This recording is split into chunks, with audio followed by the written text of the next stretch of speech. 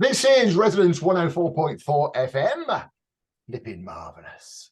How you doing? I'm Nick Hennegan, and it's time for another slice of Literary London, when we talk about, well, things literary and, well, yes, things Londony. But as you know, not always or exclusively. Also, if you'd like to get in touch, of course, you can, radio@mavericktheatre.co.uk. So if you're involved in anything to do with anything really, love, you know what it's like, then do get in touch, radio@mavericktheatre.co.uk. We're also on bohemianbritain.com and on various YouTube channels. I can't even say it. So many, I can't even get them all out. But someone that did get in touch, and I'm rather delighted they did, is Verena, well, actually it wasn't Verena Cornwall, who is the Artistic Director of something which I should know all about. It's the Kensington and Chelsea Festival. Have I got the name right? That's correct, yeah. So thanks for coming to talk about it. I mean, the first thing that struck me when I heard about the festival was its size. I mean, we're taking shows to the Edinburgh Festival and have done for many years now with Maverick Theatre. In fact, we're going up again this year with a thing called The Birth of Frankenstein. I always have to say it like that for some reason. But it starts fairly soon and it runs for, what is it, 2 months? Just tell us about the festival, because it sounds fantastic. I will. So it was one of those wonderful COVID stories, of which there aren't many, but this is a great story. In that, as a local authority, we were just as we were, responding to residents saying that they just needed some joy, as part of that process, and culture at the time was one of our 5 priorities as a council. So the lead member, who's Councillor Emma Will, said, would it be possible to put together a kind of fringe style festival in a very short period of time, and clearly that is a brilliant thing for someone to offer you as a kind of can you try it. So in the first year, in the middle of lockdown, the festival ran for 12 very long weeks, and in part because everyone that we spoke to in terms of kind of cultural providers here said, what a great idea, let's jump on board, what can we do to help? What can we do in terms of reaching both current arts audiences and real kind of non-attenders? So it was a very long 12 weeks, which was very joyful. Actually, although my role officially is artistic director, much of my time in that period was spent in a high-vis jacket out there on the streets and in the parks, talking to residents and visitors about how talented the artists that we presented were. And so that proved proof of concept. You could spend, as we know, a lot of money on a feasibility study. You could spend a lot of time looking at data and audience capturing and so on and so forth. But this was a brilliant example of, why don't we just go and do it and see if it works, and see if people who don't normally come to a show would come to a pay what you want event in their local theatre, or would be out in the park and will stay and chat to us and watch a show. It is an interesting idea. Well, and so do you think, would it have happened like this had it not been for lockdown? Or would they have gone through the feasibility studies and that kind of stuff, do you reckon? So I'm new to local authorities. I'm sure lots of local authorities do have a lot of, complicated processes, because clearly that in part is part of being a larger organisation. So I think like a lot of people, we had circuses touring in COVID because they did a great job of working out the rules. And similarly, we were able to, because it's in a local authority, we can go through the layers of kind of bureaucracy and health and safety much quicker than somebody externally could do. And we obviously work very closely with public health colleagues, during that time. So I think it's a true COVID positive, and so much so that it's now an annual event. That's brilliant. Oh, and let's just talk, we'll talk about the festival specifically, but because Kensington and Chelsea, I mean, there are people around the world who will be watching and listening. It's an interesting borough, isn't it, Kensington and Chelsea? I think it's about 6 square miles. I haven't done much research on this. But when you think of Kensington and Chelsea, it's got, at one hand, some of the most expensive housing and accommodation in all of London and arguably the world. And then at the other end, it's got some sort of council estates, or what they might call housing projects. And I mean, I kind of love that, because I'm a council estate kid myself. How do you cater for a borough like that? What's your take on it? Yeah, great question. So we do have, I think the average house price is 2.2 million sterling in the borough, and yet we have a number of areas that are kind of highest on the areas of deprivation, sadly, for the country. And it is very much turn left, turn right, because it is the second smallest borough in London. So actually part of the council response, obviously across the different teams, is to focus on where assistance is most needed. And within the festival context, where I started with the programming matrix, was looking at social housing estates where people probably were least likely to engage in the arts for a number of inherent reasons, and saying, you know, what is it we can offer to people who are in those different locations as a priority. So the first thing is, let's look at those areas, let's look at youth engagement arts programs, and let's think about programming that could bring something people wouldn't normally have the ability to see, or may not wish to see because it's not their cup of tea. And just starting to kind of work with our cultural organisations, many of whom already do that work. So we have 2 council-owned buildings, which we call the arts centres in the north and the south. So that is the Tabernacle in the north of the borough, which Notting Hill Carnival is run from, and also Chelsea Theatre in the south of the borough, which sounds terribly nice and is very nice, but it's right located on one of our biggest social housing estates with 750 flats. So it's very much kind of, okay, how can we do it well? Let's look at a journey that we can go on as a festival, but also a journey with our residents and visitors. Yeah, it's World's End, isn't it? I think. What a great name.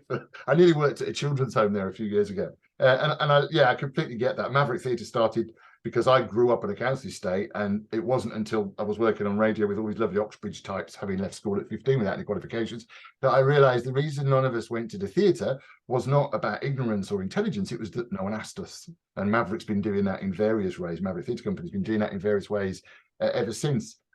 So how did you start well, if you don't mind, again, let's go back to you, because how did you start programming something like that? And what's your background? Were you working in festivals before? You say you're quite new to the local authority.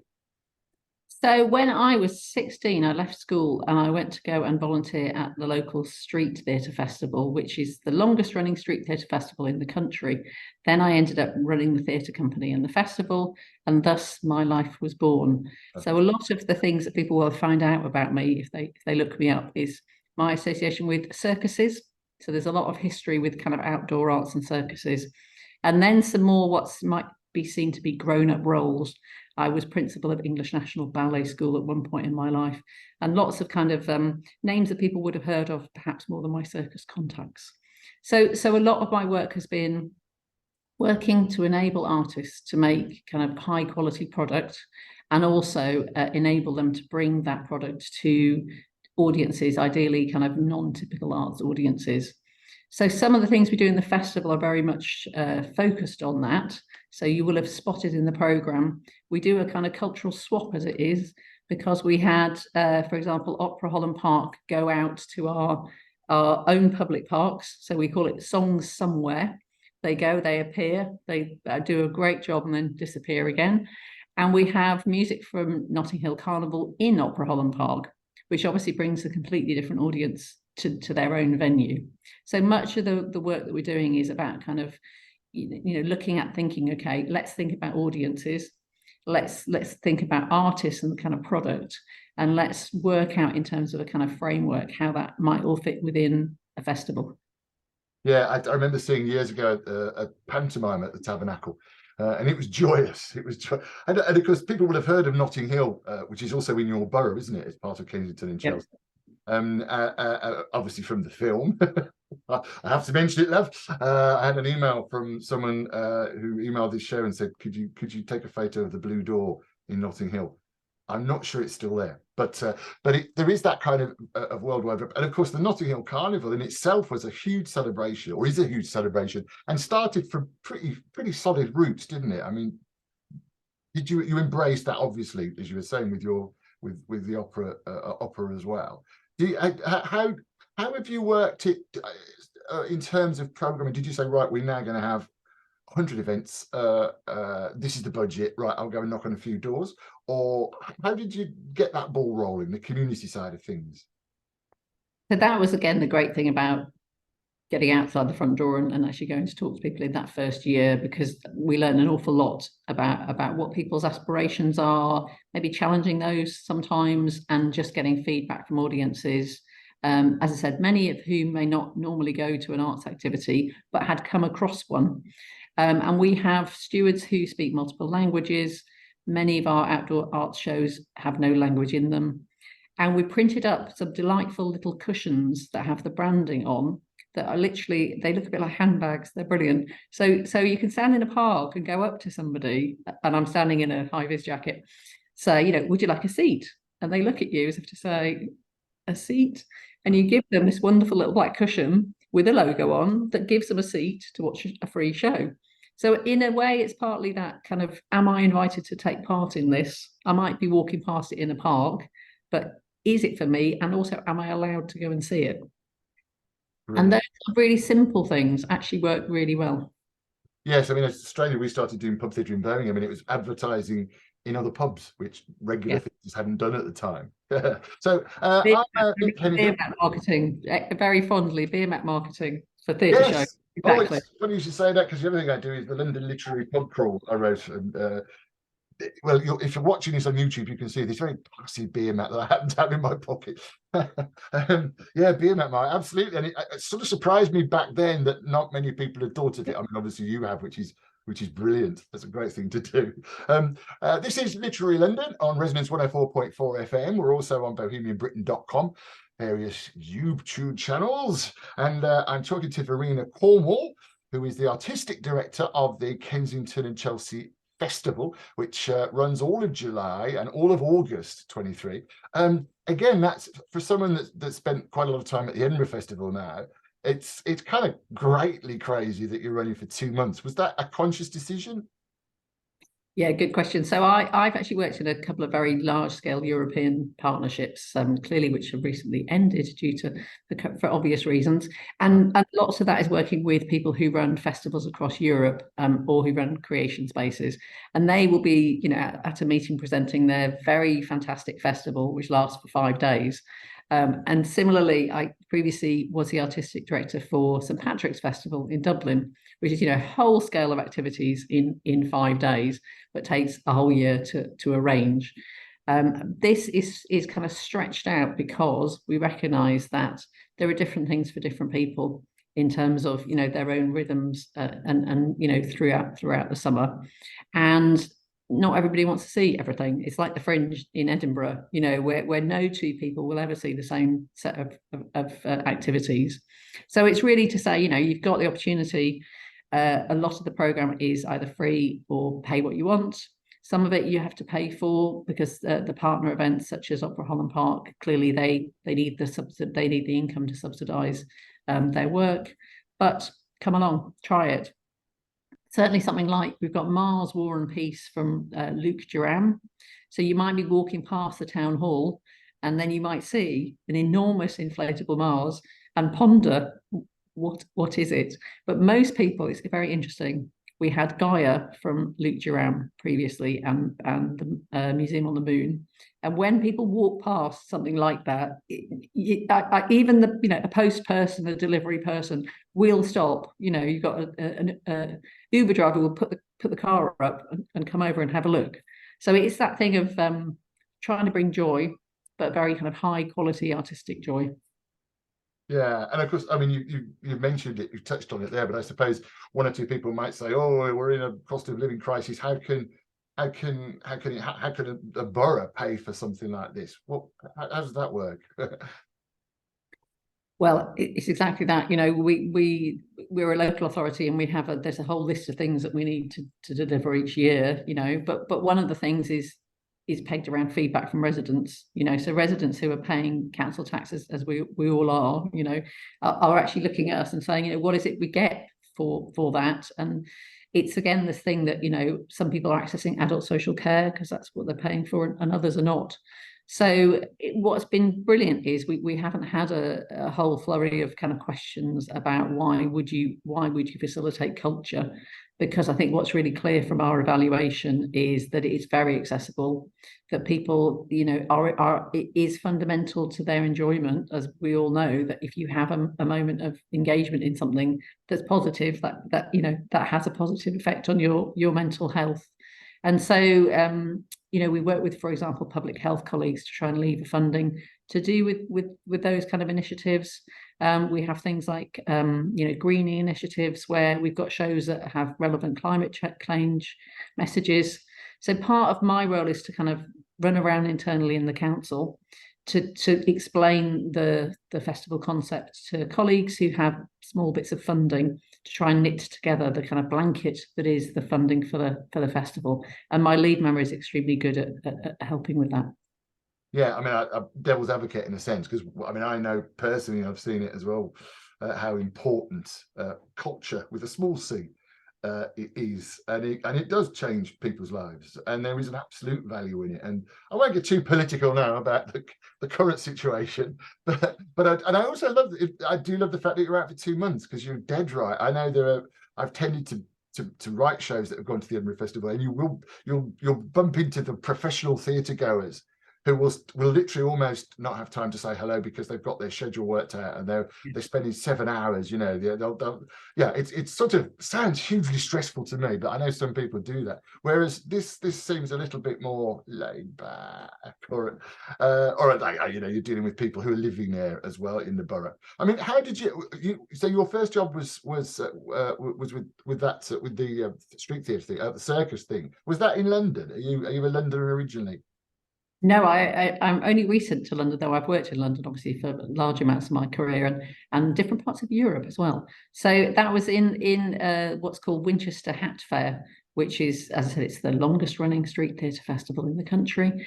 And that's where obviously then I got to meet people I'm still working with on a peer-to-peer level in terms of some of those artists, and also colleagues both in the UK and across Europe. And what's really good about that is I was reflecting, so there's a European organisation that a number of us worked to set up called Circo Strada. And, you know, we would have had the same members. Obviously, additional members have joined, but on a kind of learning from each other basis, you know, we would have had 20 years of meeting in different locations and talking, seeing shows, talking to artists, trying to work out how we can support artists, meeting audiences. And that just really adds something to your own learning in terms of each location you're in. Yeah, and did you, if you don't mind me asking, were your parents particularly arty or creative? What sparked your interest, do you think, originally as a younger woman? Well, it's one of those great Edinburgh stories. We've all got Edinburgh stories, haven't we? I went to, some friends of the family took us to Edinburgh, took me and their daughter to Edinburgh. And I think, like most adults, if I'm whispering it quietly, wanted to go and see some shows, but had these children to look after. So they enrolled us in one of those kind of make a play in a week setups, which I realized very early on I'd never be very good at acting. So I ended up kind of doing a bit of quasi directing and very low scale, and moving bits of scenery around. And that, for me, that was one of those changes. And I always hold that in my head when I'm thinking about, for example, our looked after children. So a lot of the things that we do in the culture team, and that includes in our case Portobello and Goulburn Road Market, is always thinking about who is not able to access this or be part of this journey, and how can we put a special initiative together where somebody who wouldn't get that opportunity that I had, you know, that kind of light bulb moment, might then be able to come and go on a journey with us. Yeah, it's very important, isn't it? Yeah, I know Scouts, I think, with me, the Birmingham Gang Show, who back in their day, it was run by television people, and you talk about gang show, you think of Rinky Tink Piano, you know, and they hired the Birmingham Hippodrome, which is one of the biggest stage houses in the UK outside the West End in Europe, and that was quite that had an effect on me. Not to act, but and I guess the glory is exactly that, isn't it? With what you're doing now, there will be other you and me's who might go, oh, hang on a minute. And it's quite hard to justify that sometimes, though, isn't it? In terms of in a capitalist society, it's hard to sort of justify it, I suppose, financially, particularly when there seem to be so many pressures. I don't quite know how you do that, I guess, other than shout about it, really. Well, I think this is the interesting thing about being in a local authority, because we obviously have a council plan that's been discussed with residents in advance, and then that will have a whole series of different initiatives that we have to track over a period of time that we're delivering. So it's a case of me going through that process in advance of being part of that journey, to then end up with some elements of that council plan that the festival itself delivers. So it might be something big and it might be something small. We, for example, have a trainee producer role, which is aimed at someone who's been in our care system.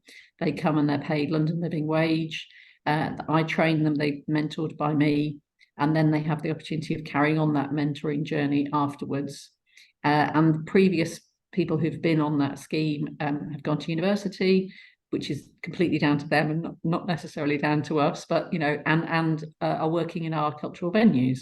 So it's just thinking about you can do different things for different people at different levels, can't you? But being always mindful of the fact that there are people who are least likely to actually have the ability to be spotlighted and to be taken on a journey. And kind of, I really feel that that's it's very key for us to make sure that there are those moments. Yeah, and again, I completely get that, because we had a youth group as well, the Maverick, on our estate, on the Billesley estate, and I love the fact that, in fact, that the Olivier Awards, Sir Derek Jacobi got a lifetime award, and Tom Darville, got the best actor. And Derek Jacobi's done some stuff for Maverick Theatre Company for Hamlet, and Arthur, here's his stage name, started in Birmingham as well. And it's kind of, you go, yeah, that's what it's all about.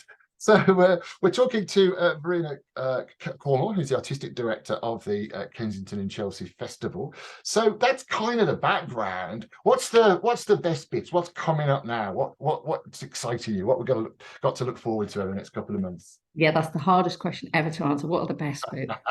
They're all Pick your favourite child. That's the thing, and it really is kind of horses for courses, and also thinking about kind of, would you like to try something different? And that, in a way, is the pay what you want part of it.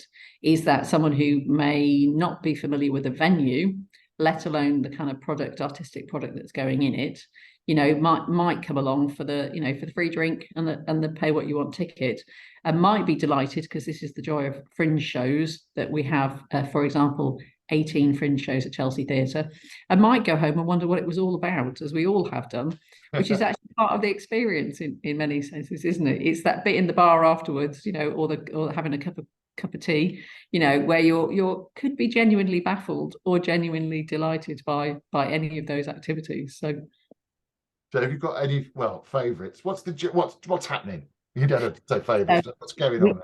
We start with opera on the 1st of July, but also at the same time there's a family fun day which we're working on with our leisure team. So you might say that that's kind of high culture, low culture, but it then offers something for everybody.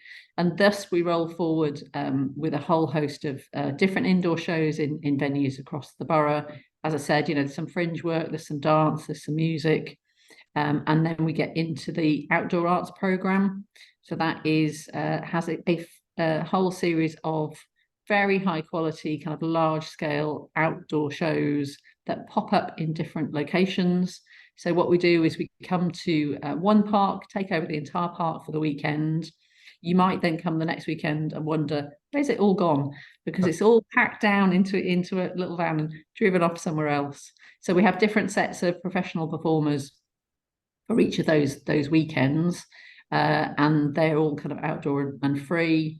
And then thus we carry on with Mars War and Peace, which is the Luke Duran piece, which 30,000 people came to see Gaia last year in person, and in fact the same number in COVID, amazingly enough. So that is always a bit of a blockbuster for some people, because they are really stunning artworks, and we've got 2 different churches that we're putting the installation in, and then that will end up outside on what's called Jubilee Square, which is at the town hall. And thus we progress to basically Carnival, which is obviously a separate event that the Notting Hill Carnival themselves run, but is in the same dates as us. and then we end up with an event at one of our theatres in the north.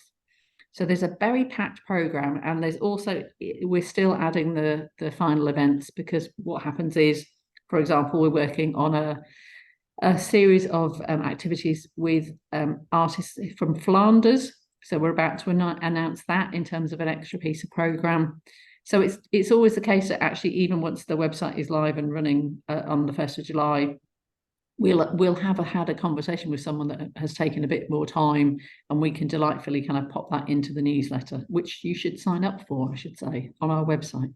Yes, I was going to come to all the contact details. How many events have you got then, would you say? Oh, well, we had about 70 last year, so we haven't settled on the final parts of the programme. There'll be about 70 again, I suspect.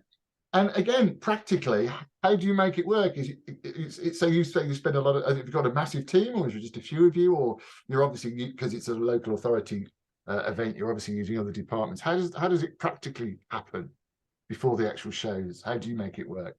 Good question. So what we do is, obviously, we have relationships with some of our cultural venues. So, for example, Opera Holland Park, they don't need me to turn up and help them in any shape or form, because they're clearly absolutely tooled up and ready to go. So they will. So we have cultural venues that are delivering shows in partnership, as it were. We have some partnerships that we are in the middle of. So that's kind of a joint venture. So Notting Hill Carnival Music at Opera Holland Park, for example, and the fringe shows that are at Chelsea Theatre. They are basically an open call. So we had an open call together, which 70 companies applied for. So that's obviously a big process of trying to work out who's going to go where. Also involving the community in making those choices, because people will hopefully then feel a bit more like they want to come if they've voted for something as part of that process. And then the kind of more labour intensive in terms of kind of production teams are the outdoor arts events, because they're obviously packed weekends in a park, and we make it look very simple, as if it just appeared out of nowhere, but there's an awful lot of running around before and after. And then Luke Durham's Mars, War and Peace. Clearly, when it comes outdoors outside the town hall, we'll have a very large amount of footfall. So we have, you'll see lots of stewards in jackets there, sort of pretty much day and night, looking after what's a very expensive structure and making sure that people could enjoy it. So have you still got your high vis? I have at all times in my car. There is high vis, yeah, and if you stand in my locker. So yeah, I'm not often known to be outside in public in the festival without some kind of way of marketing the fact that people could get involved in the festival. Brilliant. And so, how do people get involved? So you mentioned, well, how do we get involved? How do we find out more? So the easiest thing to do is to sign up for the newsletter. Because that will then give you kind of priority booking for activities. So things like Luke Durham's installations are free, but there's only a limited amount of tickets. So we pre-release those and any associated concerts to people who are on the newsletter.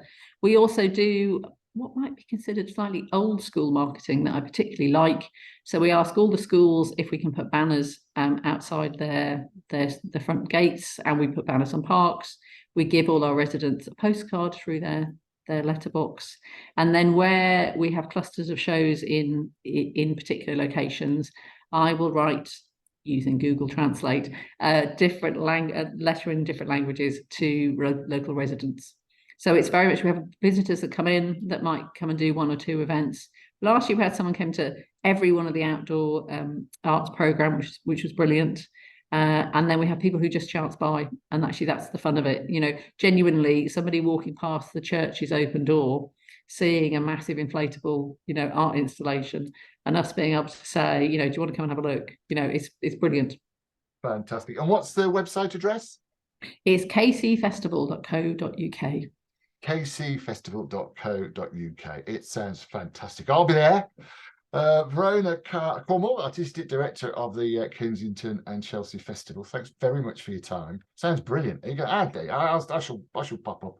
I might bring a high vis as well. I know I'm showing off. I haven't got one. But thank you very much. That's all we've got time for. This has been a fascinating conversation. Kensington and Chelsea Arts Festival. If you'd like to get in touch, as always, you can drop me a line, radio@ mavericktheatre.co.uk is probably the easiest. Mavericktheatre.co.uk, radio at. Or of course you can get me on Twitter. It's Nick Hennegan, very complicated. So don't worry about it. Just drop us an email if you'd like to get in touch. That's it. I must say hello to Kath from California, who emailed again. She says, I am still listening on the beach. Who knows? But I shall see you next time. We're on bohemianbritain.com. I'm Nick Hennegan. This is Literary London on Resonance 104.4 FM.